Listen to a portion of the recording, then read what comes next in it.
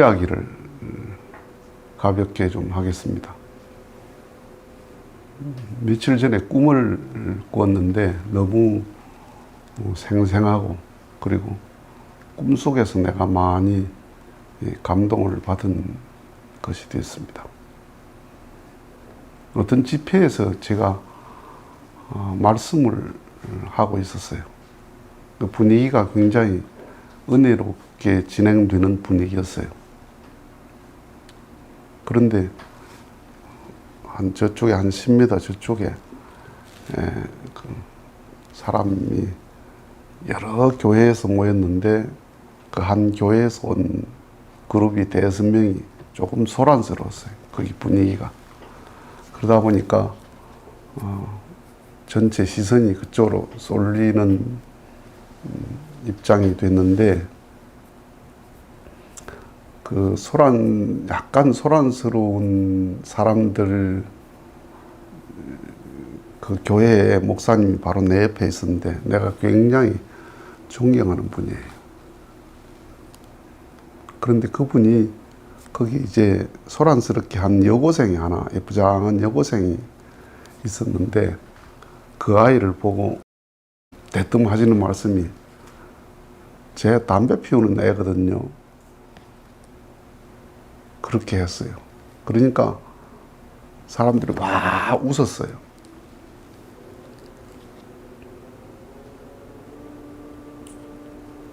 그 아이가 이제 고등학생이 담배를 피우니까 문제야라고 생각을 하잖아요. 그 교회 집회하는 곳에 그런 아이가 와서 떠들었단 말이에요. 그러니까 그 아이가 그 분위기를 못 이겨서 그 자리에서 막 오열을 했어요. 울었어요. 막 그냥 우니까 내 옆에 계시던 그 담임 목사님이 그걸 보고 같이 우시는 거야. 같이 우시는데 더 아파하면서 울어요. 그 아이보다 더 아파하면서 막 울어요. 그러니까 분위기가 갑자기 숙연해졌죠. 사람들이 조용해졌어요.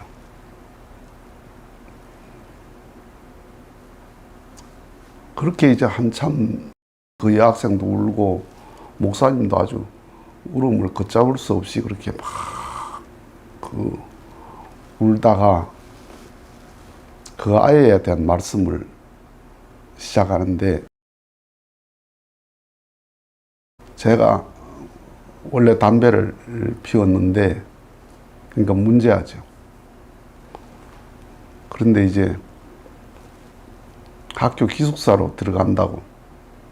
그러니까 기숙사에 들어가면 더 통제할 곳이 없으니까 더 큰일이다 싶어서 이제 그 목사님이 하시는 말씀이, 내가 너를 이렇게 그냥 보낼 수가 없다.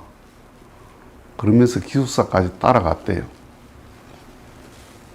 따라갔는데 기숙사 앞에 그 아이 할아버지가 서 있었는데, 할아버지가 손녀딸 담배 피우는 게 막 그렇게 못마땅하고 안타까워서 할아버지가 막 담배를 입에다 꼭 막 씹고 그렇게 그냥 속상해서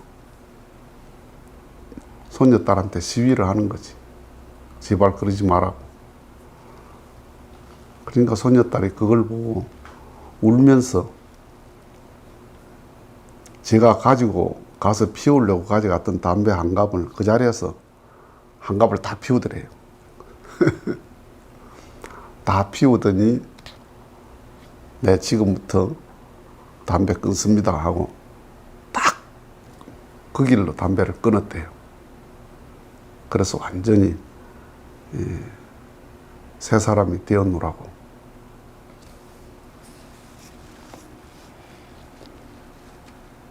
그 말을 듣고 사람들이 다 웃었던 사람들이 참 부끄럽잖아요. 제 담배 피운 애거든요. 이 한마디만 듣고 그 다음 말은 듣지도 않고 쟤는 문제야. 그렇게 판단해버리고 다 그렇게 조롱 섞인 웃음을 웃었단 말이에요. 그러니까 분위기가 순간적으로 감동적인 분위기로 바뀌었잖아요. 그 상황에서 딱 이날까지 피우던 담배를 결단하고 끊었다는 게 그 참 바람직한 아이잖아요. 그러기 쉽지 않거든. 사람이 마음에 자극받았다고 자기 지금까지 해왔던 버릇을 한순간에 전환한다는 게, 그게 우리가 살아보면 그게 쉽지 않잖아요. 질질 끌려가지. 자기 습관에 끊어야지 하면서도 그 못 끊잖아요.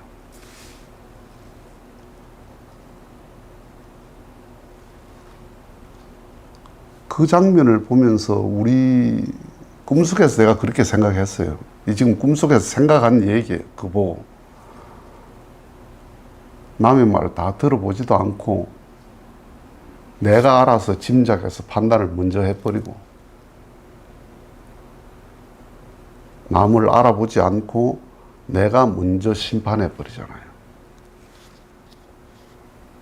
내가 알던 그 사람이 세월이 지나 보니까 그 사람이 그런 사람이 아니었다는 경우가 많죠. 유대교인이 알았던 예수님이 지나고 보니까 전혀 그런 분이 아니었잖아요. 죽여야 될 사람이라서 죽였는데 세월이 지나서 보니까 그분을 위해서 내가 죽었어야 되는구나. 내가 목숨 걸고 모셨어야 될 분이었구나. 라는 걸 알게 됐죠.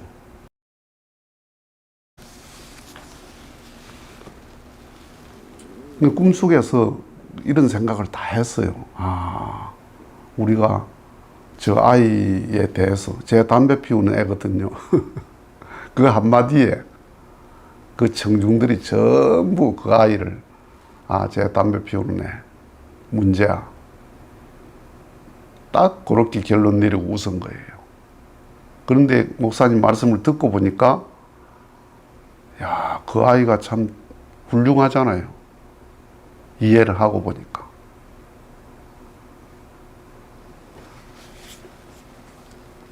그분은 그런 목회를 하신 분이에요.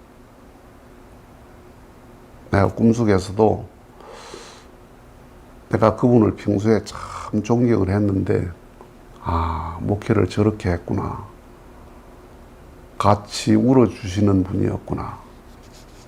같이. 우는 사람을 보고 말로 위로하기는 쉽죠. 따뜻거리고 오죠. 말로 위로하기는 쉬워요. 그런데 같이 울어주기가 쉽지 않습니다. 같이 그 상황을 공감하고 운다는 게 그 마음에 실력이 있어야 되거든요. 사랑에 실력이 있어야 같이 울어줄 수 있지.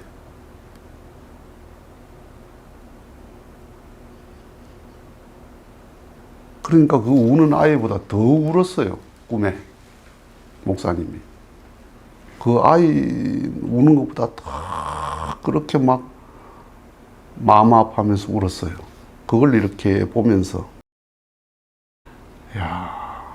목회를 저렇게 하셨구나.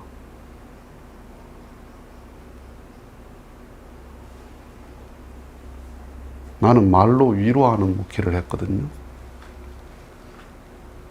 말로 위로하고, 내가 아는 성경 지식, 원리 지식으로 그 상황에 대해서 설명해 주는 그런 목회를 했거든요.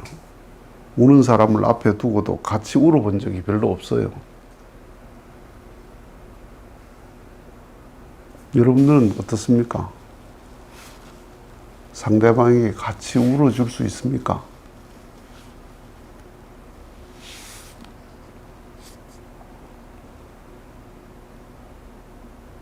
그러니까 꿈속에서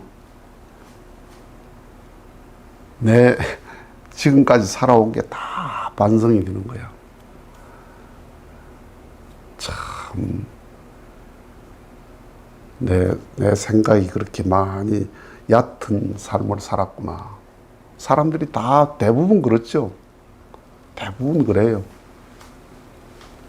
누구에 대한 얘기를 내가 들으면 확인도 하지 않고 그 사람을 같이 비난에 동참하잖아요. 그 사람 심판에 동참하거든요. 그것이 동참하는데 주저함이 없어요. 확인도 안 하고. 역사적으로 선지자들이 고생한 게 다 그런 거잖아요.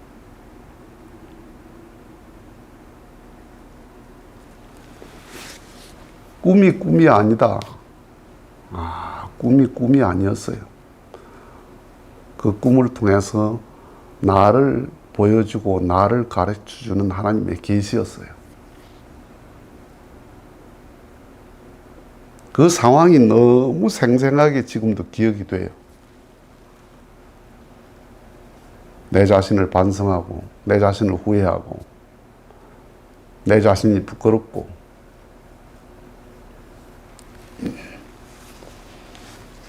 꿈을 통해서 나를 지도하시는 하나님,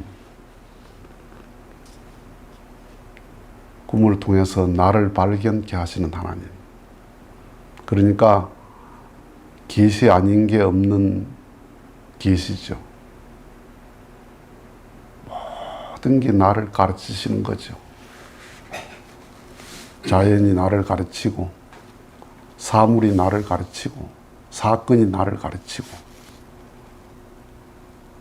꿈을 통해서 나를 가르치시는 하나님이죠. 그래서 모든 게 하나님의 사랑이더라.